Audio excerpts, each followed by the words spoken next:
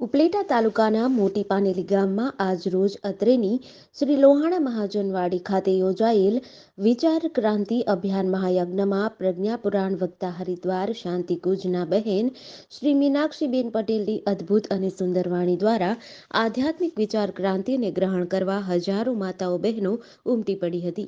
બહેન શ્રી મીનાક્ષીબેન દ્વારા ભક્તિ અને વિચારોની ક્રાંતિ દ્વારા સમાજને બદલાવી બાળકોમાં સંસ્કૃતિ સંસ્કારના બીજ રોપવા માતાઓ બહેનોને આહવાન કરી જણાવ્યું હતું કે સત્સંગ એટલે સત અને ઈશ્વર, સંગ એટલે ઈશ્વરની સાથે. જ્યારે આપણે સત્સંગમાં જોડાઈએ છીએ ત્યારે ઈશ્વર સાથે જોડાઈએ છીએ.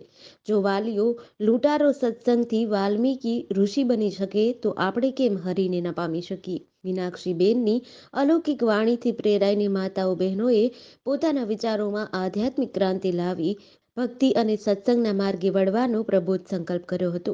ગીંગણી ગાયત્રી પરિવાર દ્વારા આયોજિત આ સુંદર વિચાર ક્રાંતિ અભિયાનમાં પ્રજ્ઞાપુરાણ સેવક શ્રી રમેશભાઈ પેથાણી, કિરીટભાઈ અમૃતિયા, રજનીભાઈ પટેલ, ભીમજીયાણી સાહેબ, દામજીભાઈ સાથે ગાયત્રી પરિવાર મહિલા મંડળના બહેનો પણ જોડાઈને કાર્યક્રમને સફળ બનાવ્યો હતો. જીડીસી ન્યૂઝ સાથે વિપુલ ધામેચા, ઉપલેટા.